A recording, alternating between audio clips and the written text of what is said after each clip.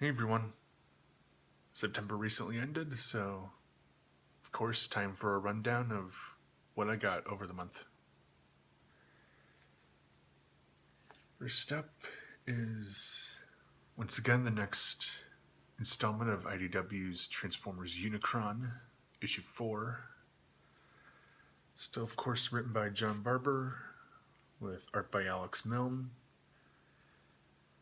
Things come to a head on Cybertron, and Unicron also sets his sights on Earth. So now, about 2/3 through the event, and waiting to see what happens next. Of course, the next issue of Invader Zim from Oni Press, 34, in fact. As Zim finds himself trapped on a deep space prison ship, having to get by as best he can while hoping to escape. Written by Eric Trueheart, illustrated by Kate Sharon. So, another goofy time.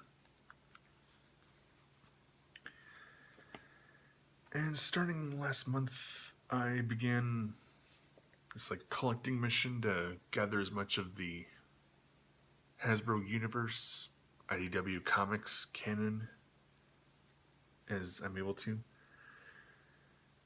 So I started with some books that happen to be at nearby retail and are in good condition. Starting with Transformers Maximum Dinobots, the 5-issue miniseries written by Simon Furman, with art by Nick Roche and James Reyes. As the Dinobots work towards stopping Scorponok's schemes on Earth. This came out, I think, close to a decade ago. It's published in 2010, so yeah.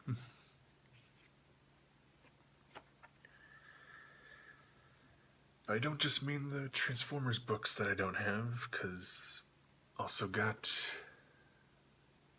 G.I. Joe Volume 1. The beginning of IDW's big originally independent continuity that now is merged with the Transformers as best as can be done. Written by Chuck Dixon, art by Robert Atkins. Collecting the issue 0 story, One Word, I think it's called. And issues 1 through 6, I think. As the early G.I. Joe team goes up against schemes that point to the secret organization known as Cobra, of course.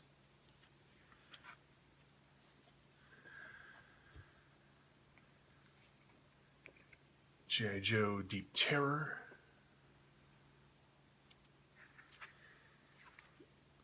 Also written by Chuck Dixon, with art by Will Rosado and Alex Cal. Not quite sure how. Originally published as G.I. Joe Season 2, issues 13 through 17. So there we go.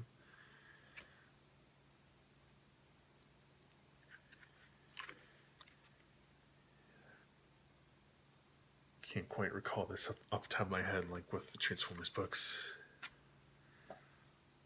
All I know is that I think this is Beachhead. Not very well versed in G.I. Joe lore. But at least helps fill in the gaps in my collection. G.I. Joe Cobra Files, Volume 1. Collecting issues 1 through 4, I believe, of the 9-issue miniseries.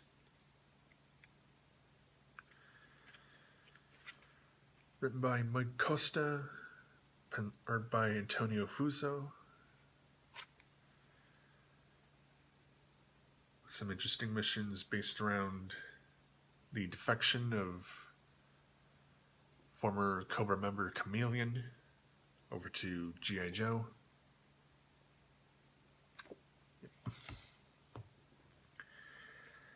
And I know it wasn't well received, but kind of still got to collect it for the sake of my objective. The Fall of G.I. Joe, Volume 2. Collecting issues 5 through 8 of the kind of poorly received and cut short miniseries written by Karen Travis with art by Steve Kurth. It's complicated, like lines between like peace and war between G.I. Joe and Cobra. And originally the abrupt finale until the Revolution event merged all the Hasbro stuff together and brought the team back together.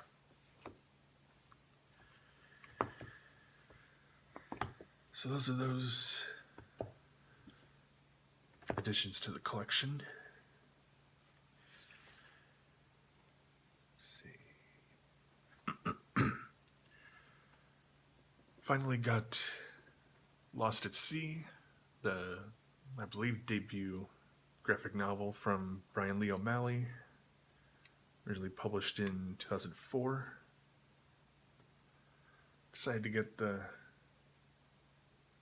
overall original looking version with black and white artwork instead of colorized. Also, of course, published by Oni Press. Still kind of an absurd adolescent journey, as he's known for.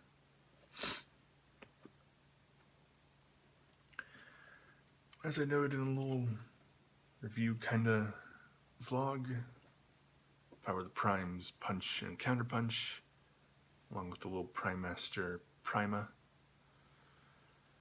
Autobot Decepticon robot modes, sports car vehicle mode, Prime Armor, despite the fact they can't combine, and a gun.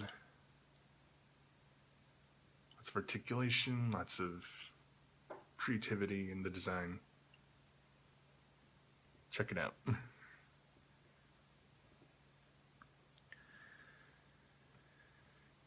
The Criterion release of A Raisin in the Sun from 1961, directed by Daniel Petrie, based on Lorraine Hansberry's play, featuring much of the play's original cast, like, of course, Sidney Poitier.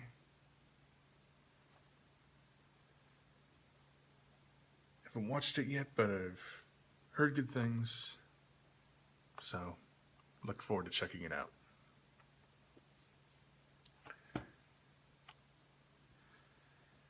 Also, the Blu-ray release of Solo, a Star Wars story. Originally, I was gonna watch it day one, but I'm still kind of hesitant. I know it's basically a middle-of-the-road thing at best. Not great, not awful. There's some fun, but quite a few flaws. But hopefully I'll get to it soon. Whatever my opinion of it ends up being.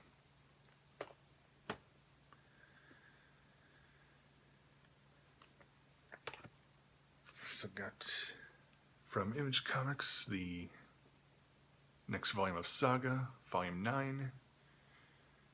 Of course, still by Fiona Staples and Brian K. Vaughan. Collecting chapters 49 through 54, I believe.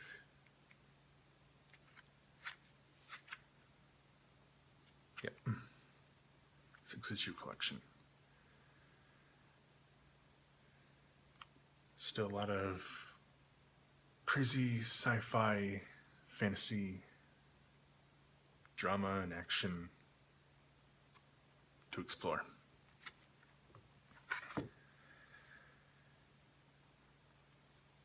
Start of an interesting IDW crossover. Star Trek vs. Transformers, Issue 1. Written by John Barber and Mike Johnson. Art by Philip Murphy. Likely its own little continuity, but borrowing from the original Star Trek animated series and the 80s Transformers cartoon. Weird, goofy, retro stuff.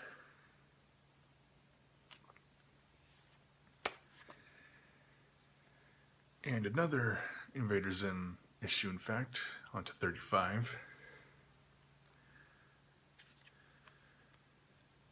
Once again, written by Eric Trueheart, illustrated by Kate Sharon. Zim's still working to get out of the prison facility, finding help in the supposed dog that's made random appearances throughout the show.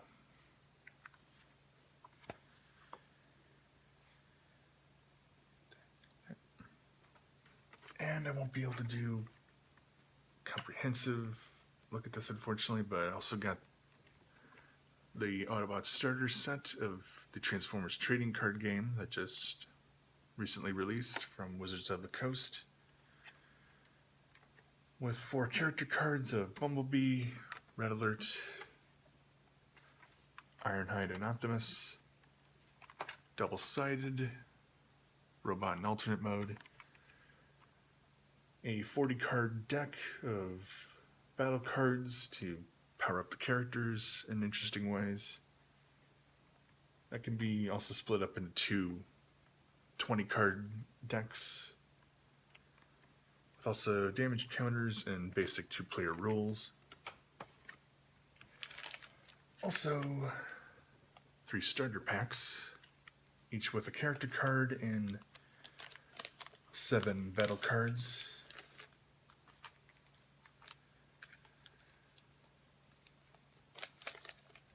I don't know. I'm sorry, I'm kind of turning back on showing them off. This video would drag on even more. Yeah.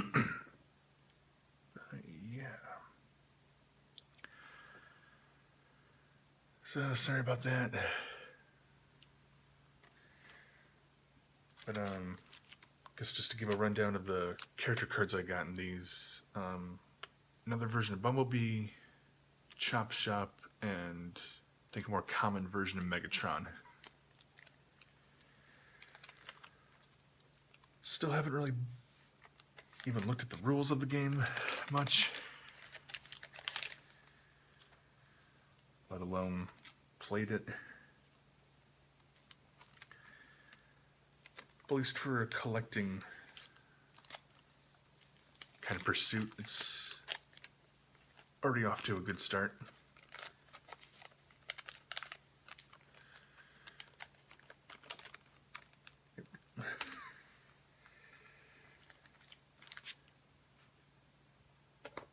Sorry if this happened to be a bit kind of all over the place compared to my usual ones. But yeah, quite a few trade paperbacks, a few individual issues, some movies, graphic novel, toys and games. So that's it for this month.